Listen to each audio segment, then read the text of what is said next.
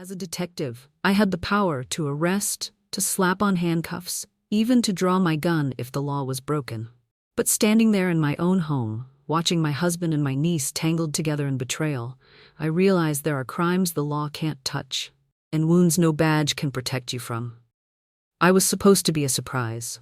After 3 days at a law enforcement symposium in Seattle, I decided to come home early to celebrate our 7th wedding anniversary, 7 years with Brian, what we jokingly called our lucky number. 7. The irony of that phrase would haunt me for months to come. The flight landed at 2:14 p.m., 2 hours ahead of the time I'd told Brian to expect me.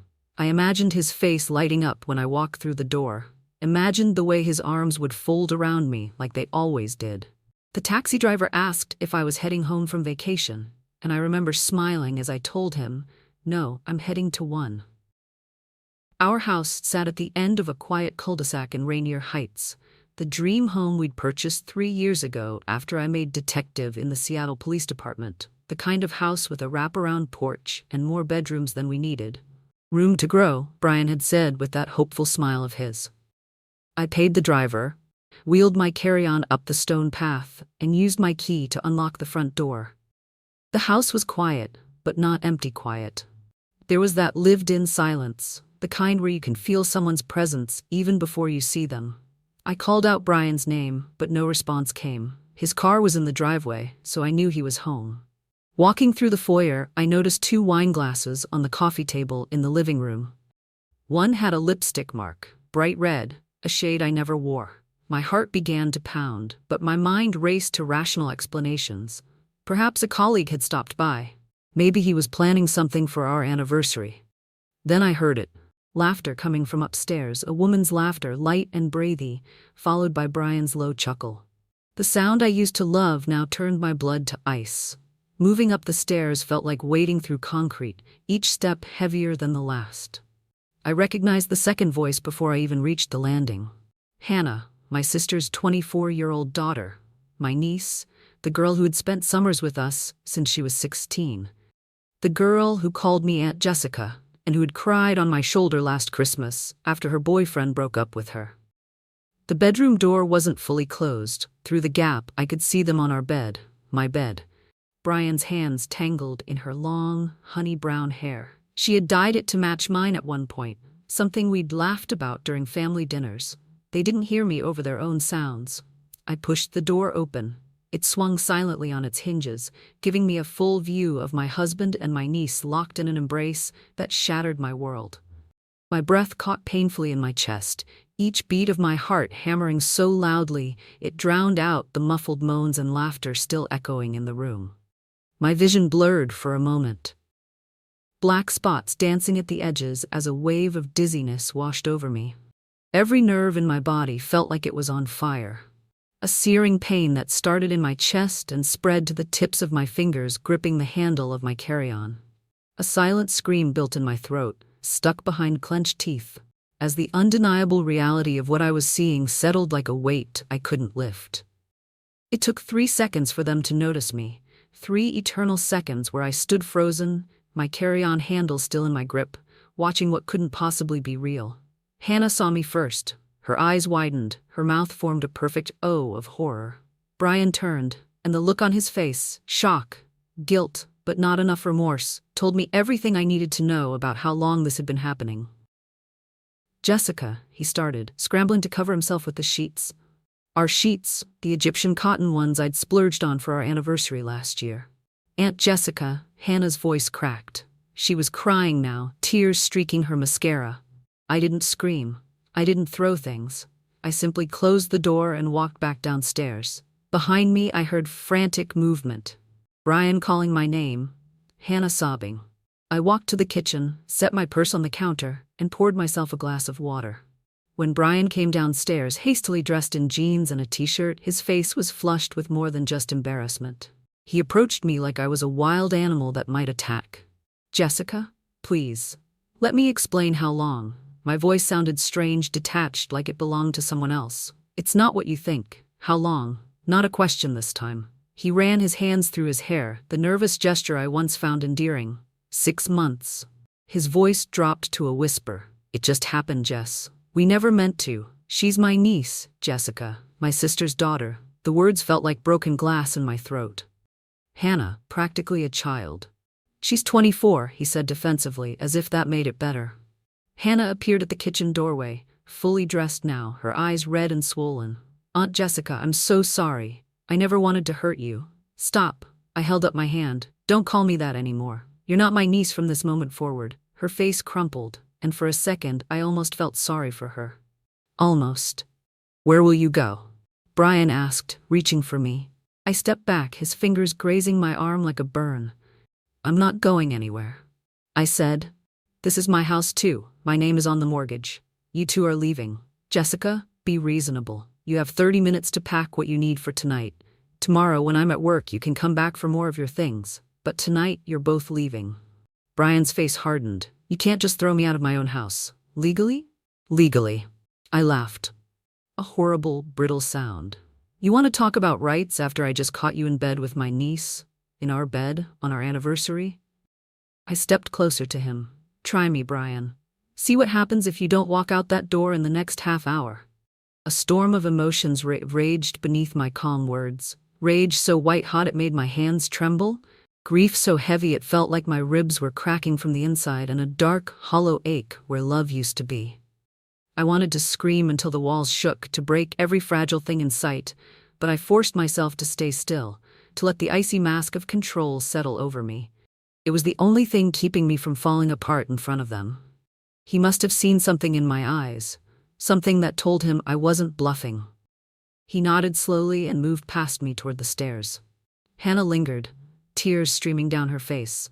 I never meant for this to happen. I love him. The words hit me like a physical blow. Love. She thought this was love. Get out of my sight, I whispered, and tell your mother what you've done or I will.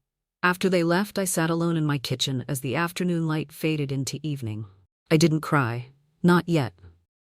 Instead, I found myself thinking with a clarity I'd never experienced before. This wasn't just betrayal. It was humiliation on an epic scale.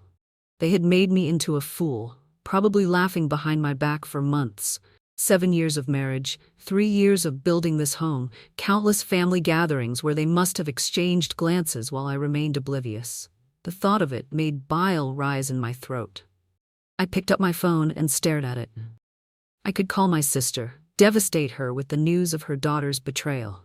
I could call our friends, expose Brian for the cheater he was. I could burn it all down right now with a few phone calls. But something stopped me. A thought, cold and clear. Revenge served hot was satisfying, but revenge served cold would be devastating. I set down the phone and walked upstairs to our bedroom. I stripped the bed, stuffing the sheets into a garbage bag. Then I opened my laptop and began to plan, because if there was one thing I'd learned in my career as a homicide detective, it was how to dismantle a problem piece by piece until nothing remained. Brian and Hannah had no idea what was coming. They thought today was the worst day of their lives. They were wrong. That day hadn't arrived yet, but it would, and I would be the one to bring it. The next morning, I woke up on the guest room bed, my mind surprisingly clear. The initial shock had crystallized into something harder, sharper. I checked my phone. 17 missed calls from Brian, 5 from Hannah, and 3 from my sister Lauren, so Hannah had told her mother after all, or some version of the truth. I wasn't ready to hear any of it. Instead, I called my precinct and requested 2 weeks of unused vacation time, effective immediately. My captain, concerned by the unusual request, asked if everything was all right. Family emergency, I said simply. I need time to handle some personal matters. Next, I texted Brian. I'll be staying at the house. I need time alone. Don't contact me for 2 weeks. His response came immediately. Jessica, please, we need to talk about this. I made a terrible mistake. Can we meet somewhere, coffee, neutral ground? I didn't respond. There was nothing to discuss, nothing to salvage. What I needed now was information and distance to execute my plan. First step, reconnaissance. I logged into our shared accounts, credit cards, bank statements, email. Brian and I had always maintained transparency with passwords, a trust exercise that would now serve a different purpose. What I found confirmed my suspicions. Dinner reservations for two at places we'd never been together, hotel charges in the city on days he'd claimed to work late, gifts purchased that I'd never received. The betrayal ran deeper than I'd imagined. But in the quiet moments between each revelation, a suffocating doubt curled around my mind. What if I was wrong? What if I couldn't bring him down? The fear of failure pressed like a weight on my chest, whispering that maybe I was out of my depth, that I was grasping at control I couldn't hold. Each time I pushed it away, but the unease lingered, a shadow I couldn't entirely shake. This wasn't just an affair with my niece. It was an elaborate double life. The precision of his deception infuriated me. How carefully he'd hidden the evidence, how meticulously he'd maintained the facade of our marriage while building something else behind my back. I downloaded everything, organized it chronologically, and saved multiple copies, evidence, ammunition. Then I moved to the legal front. Without officially engaging an attorney, I consulted with 3 of the city's top divorce lawyers, effectively conflicting them out for Brian. I learned about our state's equitable distribution laws, about hidden asset investigations, about the divorce process itself. Knowledge was power, and I was arming myself. By day 5, I'd created a detailed map of Brian's infidelity. It wasn't just Hannah. There had been others, not simultaneously but serially, a pattern of conquest and deception that spanned most of our marriage. Each revelation should have devastated me further, but instead it hardened my resolve. The most painful discovery came when I accessed Brian's cloud storage, photos of him and Hannah together, not just intimate photos but everyday moments, coffee shops, parks, weekends away, an entire relationship documented while I traveled for work or visited my parents. In some, they were wearing matching bracelets, thin silver bands with an inscription I couldn't make out. I checked our credit card statements again and found the purchase. 2 custom silver bracelets from an artisan jeweler downtown, bought 3 months ago, the day after our 6th anniversary. That night I finally allowed myself to cry, not from sadness but from rage. The depth of their betrayal went beyond physical infidelity. They had built an entire relationship in the shadow of my marriage, celebrating their own milestones while mocking mine. The next phase of my plan required more delicate maneuvering. I reached out to Lauren, asking to meet for coffee. Her voice on the phone was strained, uncertain. "Jessica, I don't know what to say. Hannah told me everything. I'm so ashamed, so horrified." "Not over the phone," I interrupted. "Let's talk in person, just us." We met at a cafe across town, far from our usual spots. Lauren looked like she hadn't slept in days, her eyes rimmed red, her usually immaculate appearance disheveled. "I never thought she could do something like this," she said, clutching her coffee cup like a lifeline. "I raised her better than this. I've told her she's no longer welcome in my home until she makes this right, if that's even possible." I studied my sister's face, seeing genuine pain there. "What exactly did she tell you?" Lauren looked surprised. "That she and Brian have been involved for months, that you caught them together, that she's in love with him." She choked on the last words. "Jessica, if I had any idea? Did she tell you it was in my bed, on my anniversary?" I kept my voice even, watching the horror spread across her face. "Oh God, no, she didn't." "Jessica, I don't know what to say." I reached across the table and took her hand. "You're not responsible for her actions, but I need to know if you're with me or not." "With you? Of course I'm with you. She's my daughter, but what she did, it's unforgivable." I squeezed her hand. "Then, I need your help." Over the next hour, I outlined part of my plan, not everything, just enough to secure her cooperation.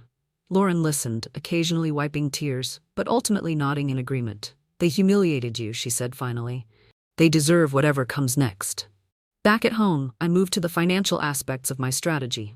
Brian and I had built substantial savings over the years, investments that had grown steadily with the market. I didn't touch our joint accounts. That would come later through legal channels. But I did explore his separate financial activities. What I found was illuminating. Brian had been siphoning money into a separate account for the past year.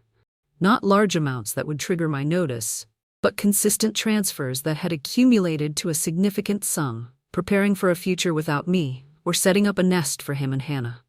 Either way, it was evidence of premeditation, of calculated deception, rather than a momentary lapse in judgment. I documented everything, adding it to my growing file. By the 10th day, my plan was comprehensive. I'd identified Brian's vulnerabilities, professional, financial, social, and mapped out a strategy that would dismantle each one systematically, not in a burst of vindictive fury, but through careful, legal, and ultimately devastating maneuvers that would leave him with nothing but the consequences of his choices. As for Hannah, my approach would be different. Her betrayal cut deeper in some ways, family turning against family, youth betraying trust. Her punishment would be more subtle, but perhaps more lasting, a systematic dismantling of her self-image as the victim, as the one who had fallen in love rather than deliberately betrayed her aunt.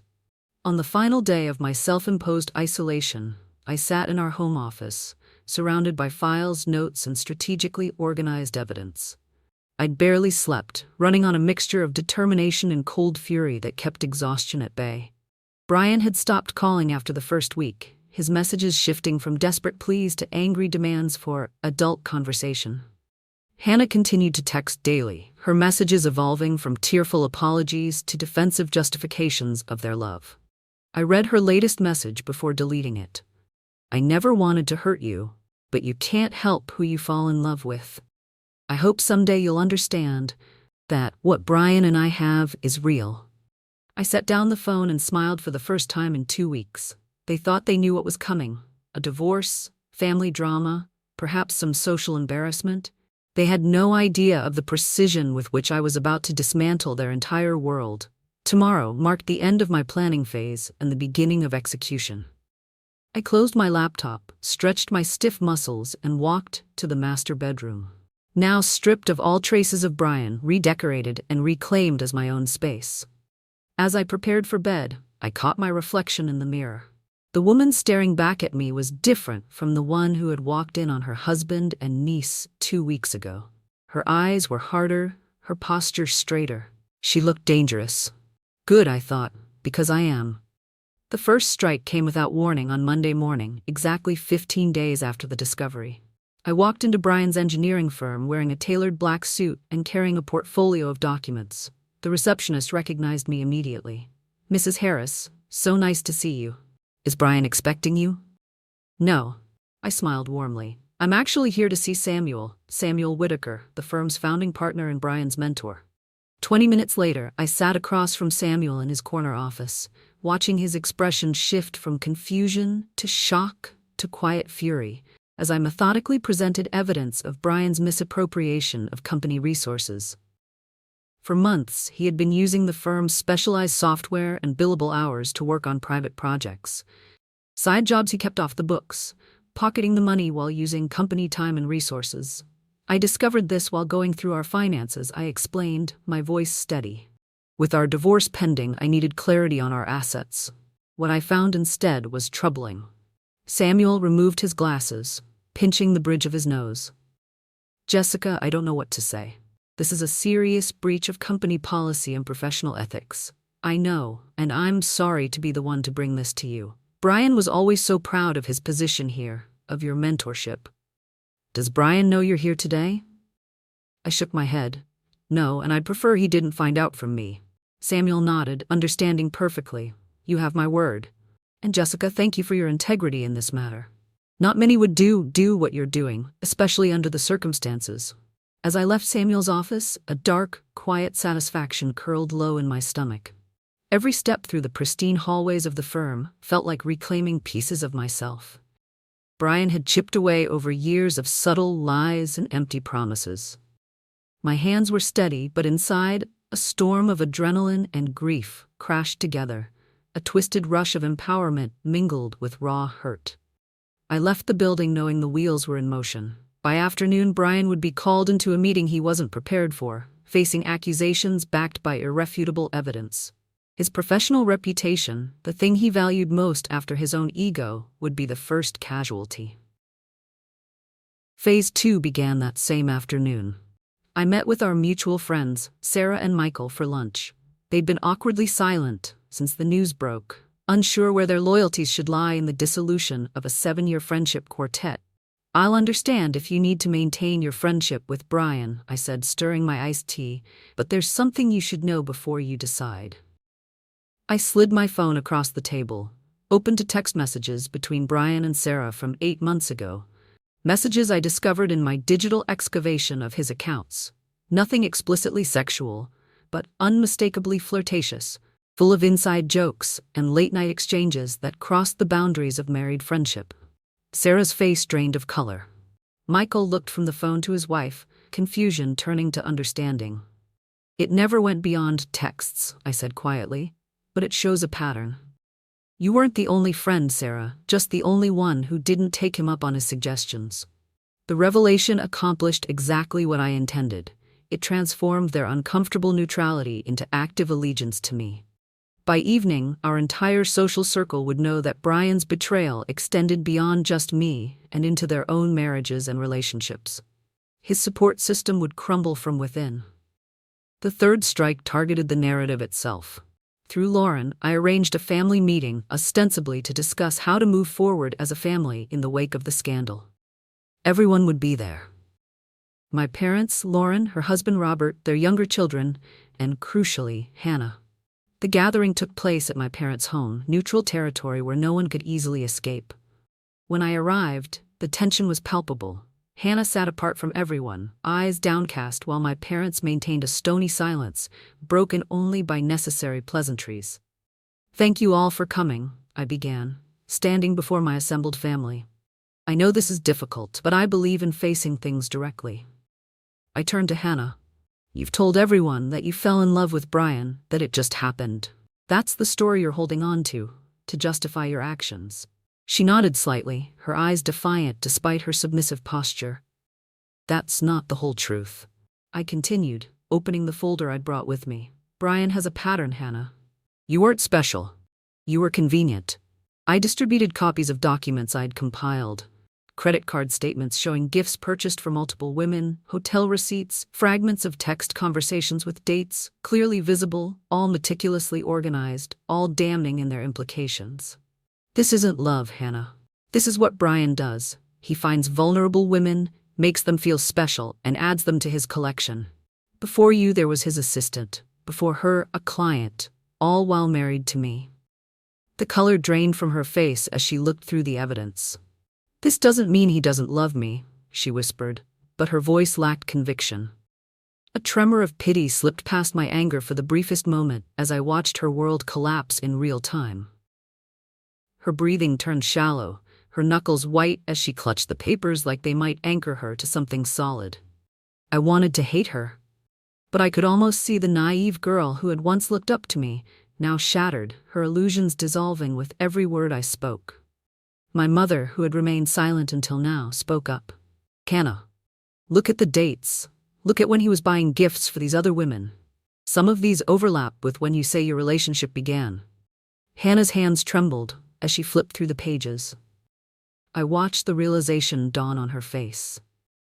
The special moments she thought they shared hadn't been special at all. They had been part of a routine, a playbook Brian had refined through practice. "There's more," I said, gentler now, "but I think this is enough for today. I didn't do this to hurt you, Hannah. I did it because you deserve to know who you've thrown away your relationship with your family for." As I left my parents' house that evening, Lauren followed me to my car. "Was that all true?" she asked quietly. "About the other women?" "Every word," I replied. The only thing unique about Hannah was that she was family. That made her both more taboo and more accessible. Lauren hugged me tightly. "What you did in there, it was merciful in a way. Better she knows now than years from now, when she's invested even more." I nodded, thinking of the rest of my plan, the parts I hadn't shared with anyone. "It's not about punishment anymore. It's about truth." Oh, but that wasn't entirely honest. It was still about punishment, just a more sophisticated form than simple revenge. The final phase came 3 days later, after Brian had been placed on administrative leave from his firm pending an ethics investigation. After most of our friends had publicly sided with me. After Hannah had disappeared to a friend's apartment, unable to face her family or defend her choices. I texted Brian. "We need to talk about the divorce. Come to the house tomorrow at 7 p.m. Just you." His response was immediate. "I'll be there. Thank you, Jessica." When he arrived, I was sitting calmly at our dining room table, a single folder before me, 2 glasses of wine poured. He looked haggard, his usually impeccable appearance showing signs of strain. "Good, Jessica," he began, his voice conciliatory. "Thank you for agreeing to talk these past weeks." "Sit down, Brian," I interrupted. "This isn't a reconciliation." He sat across from me, eyes fixed on the folder. "Is that the divorce agreement?" "No, it's what happens if we don't reach an agreement on my terms." I pushed the folder toward him. "Inside is everything. I've gathered the financial misconduct at your firm." "Yes, that was me. The evidence of your serial infidelity that's now circulating among our friends. Also me. The dismantling of the fiction you built with Hannah. Me again." He opened the folder with shaking hands, paging through what represented only a fraction of what I'd compiled. "Why are you showing me this?" "Because what you've experienced so far is just the preview, Brian. A taste of what happens if you fight me on the divorce." I slid a second, thinner document across the table. "This is my proposed settlement. You'll find it generous, considering the circumstances. You walk away with enough to start over. Not comfortable, but not destitute. Most importantly, your professional license remains intact, with the ethics investigation closed as a private company matter. And if I don't agree?" I smiled, taking a sip of wine. "Then the full dossier goes to the state licensing board, to the IRS, regarding certain tax discrepancies I've uncovered. And to every client whose project you compromised with your side jobs. You won't just lose your job, Brian. You'll lose your career." He stared at me, seeing me clearly, perhaps for the first time in our marriage. "Who are you?" "I'm exactly who I've always been. You just never paid enough attention to notice." I pushed the settlement agreement closer to him. "You have until tomorrow to sign. Your version of love destroyed my world, Brian. Don't test whether my version of justice will destroy yours." As he left, unsigned agreement in hand, I felt no triumph, no vindication, just a hollow certainty that I had reclaimed control over my life in the most absolute way possible. The woman who had walked in on her husband and niece was gone. In her place stood someone who would never be victimized again. The next morning, the signed agreement arrived by courier. With it came a handwritten note. "You win, Jessica. I'm sorry for everything." I placed both in my attorney's folder without responding. Winning implied this was a game. It wasn't. It was survival, reconstruction, and yes, justice, served cold, with precision rather than passion. 3 months after Brian signed the divorce agreement, I sat on the terrace of a cafe in Barcelona, watching tourists stream past the Sagrada Familia. The settlement had been finalized without contest, the house sold, and my share of our assets liquidated. I'd taken an extended leave from work to travel, something Brian had always been too busy for. My phone buzzed with a text from Lauren. "Hannah's asking about you. Says she wants to apologize in person when you're back." I sipped my coffee, considering my response. Hannah had learned her lesson in perhaps the harshest way possible. After my family meeting, the carefully constructed narrative of her great love had unraveled completely. Brian, facing professional ruin and social isolation, had abandoned her, just as I predicted he would. When self-preservation became necessary, she discovered just how disposable she truly was to him. "Tell her I'll think about it," I replied. Not a yes, not a no, an acknowledgement that left the door neither open nor closed. The truth was, I didn't know if I could ever forgive Hannah. The wound of her betrayal cut differently than Brian's. He had broken vows, but she had broken blood ties. Yet watching her world collapse had brought me no satisfaction. In destroying her fantasy, I'd glimpsed the young woman beneath. Misguided, foolish, but ultimately another victim of Brian's practiced manipulation. My phone buzzed again, this time with an email notification. Samuel Whitaker, updating me on the aftermath at the engineering firm. Brian had resigned before they could fire him, using my silence about his ethical violations as leverage to secure a neutral reference. He'd moved across the country to start over, accepting a position far below his previous status. I closed the email without responding. Brian's fate no longer concerned me, except as confirmation that my strategy had worked exactly as planned. He had escaped total professional destruction only because I'd allowed it. A mercy I sometimes questioned. That evening, I returned to my hotel and found a package waiting for me at the front desk. Inside was a small wooden box with no return address. I opened it carefully, half expecting some final message from Brian. Instead, I found the silver bracelet, the matching one he'd bought for Hannah, with a note in Lauren's handwriting. She wanted you to have this. She said it represents her mistake and your strength. Do with it what you will. I held the bracelet up to the light, examining the inscription I hadn't been able to make out in the photos. Forever starts today. A bitter laugh escaped me. Their forever had lasted less than 6 months. I walked to the balcony of my hotel room, overlooking the Mediterranean. For a moment, I considered hurling the bracelet into the sea, a dramatic gesture of finality. Instead, I placed it back in its box and tucked it away in my suitcase, not as a keepsake, but as a reminder of how quickly forever can dissolve when built on deception. Over the next weeks, as I continued my solo journey through Europe, I found my thoughts shifting away from Brian and Hannah, away from the meticulous revenge I'd executed. The space they had occupied in my mind gradually filled with new experiences, new perspectives, and occasionally new people. In Rome, I met an American professor on sabbatical who invited me to join his tour group for dinner in Vienna. A local gallery owner spent an afternoon showing me hidden artistic treasures after overhearing my questions to a museum guide. None of these encounters were romantic. I wasn't ready for that. But each one reminded me that my identity extended far beyond the betrayed wife who got even. But there were nights, curled up alone in unfamiliar hotel beds, when an aching loneliness sank into my bones, a hollow reminder that I had spent years entwining my life with someone who never truly valued me. In those dark hours, the silence felt heavy and endless, and I wondered if I would ever feel whole again, or if I'd doomed myself to drift from one foreign city to the next, searching for a peace that would never come.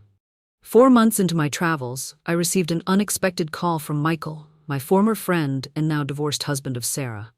"Jessica, I hope I'm not catching you at a bad time." Michael: "No, it's fine. Is everything okay?" He sighed deeply. Sarah finally admitted everything, about Brian, about the others. "Turns out those text messages you showed us were just the tip of the iceberg." I settled onto a bench overlooking the Arno River in Florence. "I'm sorry, Michael. I never wanted to be right about that. I know. But I'm calling to thank you, actually. Your courage facing the truth head-on, refusing to look away from what was happening, it gave me the strength to do the same." He paused.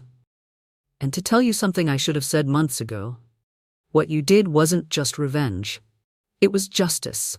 After we hung up, I sat watching the river for nearly an hour, his words echoing in my mind. Justice, was that what I'd achieved? Or had I simply traded one form of pain for another, transferring my suffering to those who had caused it? The question followed me through Switzerland and into the final leg of my journey in Paris. There, on my last night abroad, I finally wrote the letter I'd been composing in my mind for months, not to Brian or Hannah, but to myself. "Dear Jessica, when you discovered their betrayal, you had 2 choices: to be destroyed by it or to transform it. You chose transformation, not just of your circumstances, but of yourself. You executed your plan with a precision that even now surprises you. You were methodical when they expected hysteria, strategic when they expected surrender. You reclaimed not just your dignity, but your power. Was it revenge? Yes. Was it justice? Perhaps. But more than either of those, it was the reclamation of your narrative, your future, your sense of self. The woman who returns home tomorrow is not the woman who left. She is stronger, clearer, unafraid of solitude or judgment. She has learned that betrayal doesn't define her. Her response to it does. So carry forward not the weight of what was done to you, nor even the weight of what you did in return. Carry only the knowledge that when tested, you discovered depths of resilience you never knew existed. Forward now, always forward." I sealed the letter and packed it with my belongings. Tomorrow, I would return to a home I'd never lived in alone, to a life I'd built from the ashes of betrayal. Brian and Hannah had meant to be my ending. Instead, they had become merely a difficult chapter in a story that continued to unfold. As my plane crossed the Atlantic the next day, I realized the most unexpected outcome of my revenge. In dismantling the lives of those who had betrayed me, I had inadvertently constructed something new for myself. A life defined not by who had loved or left me, but by my own resilience, wisdom, and capacity for reinvention. The greatest revenge wasn't what I did to them. It was what I refused to let their betrayal do to me. 1 year to the day after I caught Brian and Hannah together, I stood in the garden of my new home, pruning roses in the late afternoon sun. The house was smaller than the one Brian and I had shared, but entirely mine, from the paint colors to the furniture to the flourishing garden that had become my unexpected passion. The divorce settlement had left me financially secure. My career had advanced through a promotion I'd earned while rebuilding my life, and the acute pain of betrayal had mellowed into something more like a scar than an open wound. Present, but no longer debilitating. I thought about the journey of the past year. From the shock of discovery, through the cold calculation of revenge, to the gradual reconstruction of a life I hadn't planned but now cherished. The metamorphosis hadn't been linear. There were still nights when anger resurfaced, days when memories ambushed me in quiet moments, but those instances grew rarer. As time passed, news of Brian reached me occasionally through mutual acquaintances. He had struggled professionally after his move, the whispers of ethical misconduct following him. Despite the neutral reference, his new position hadn't lasted, something about not being a good culture fit. Last I heard, he was working independently, his client list modest, his former ambitions scaled back by necessity rather than choice. Hannah had taken longer to contact me directly. 6 months after my return, she'd sent a handwritten letter, 12 pages of apology, explanation, and tentative questions about the possibility of reconciliation. I'd read it twice before placing it in a drawer, unready to respond, but unwilling to discard this evidence of her remorse. 2 months later, we met at a neutral cafe, not unlike the one where I'd confronted her mother at the beginning of my revenge. She looked both older and younger, somehow.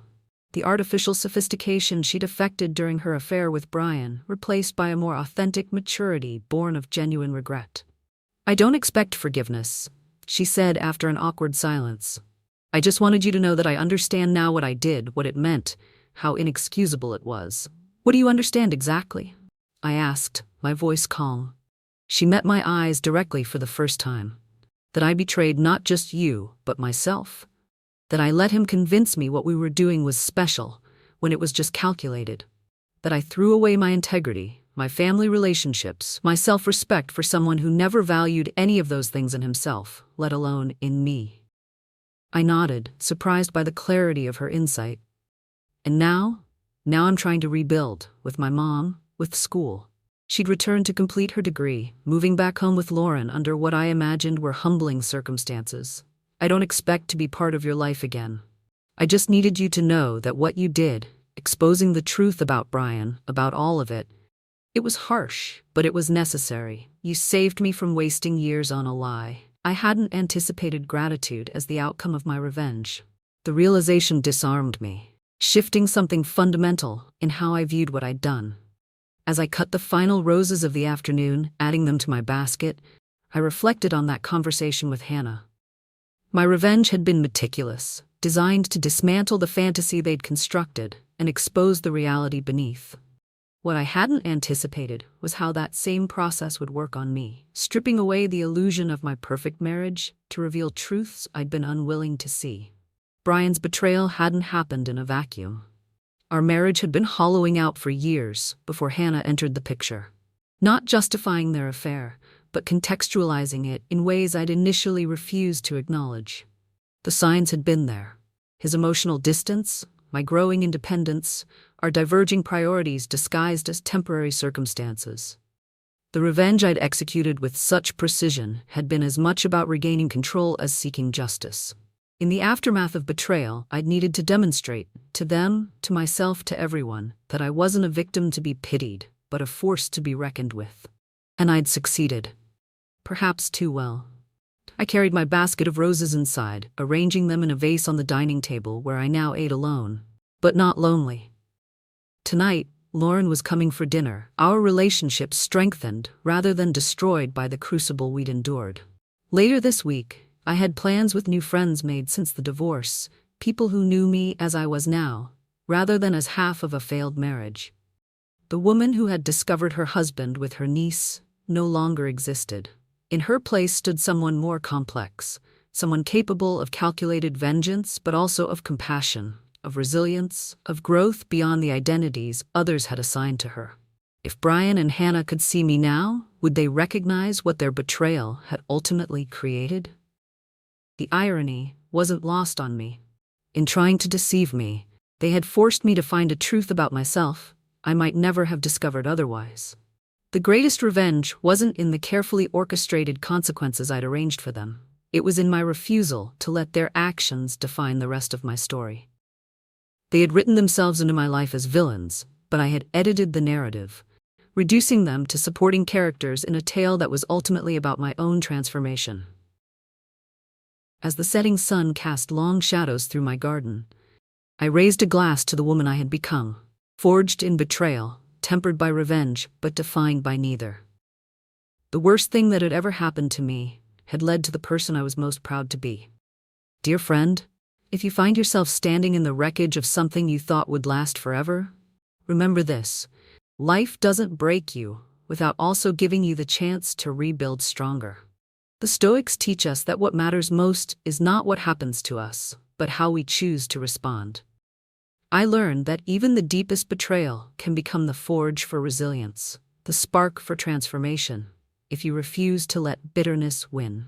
Your worth is never defined by someone else's lies or cruelty. It's measured by your courage to face the truth, your grace to rise above it, and your strength to keep moving forward when your world has fallen apart. So if today you feel lost or defeated, know this: your story isn't over. Every ending writes the beginning of something new, and you have the power to shape it. Keep going, keep growing. You are stronger than you think. If this story resonated with you, please like, share, and subscribe so you don't miss more powerful journeys like this one. Your support means the world to us.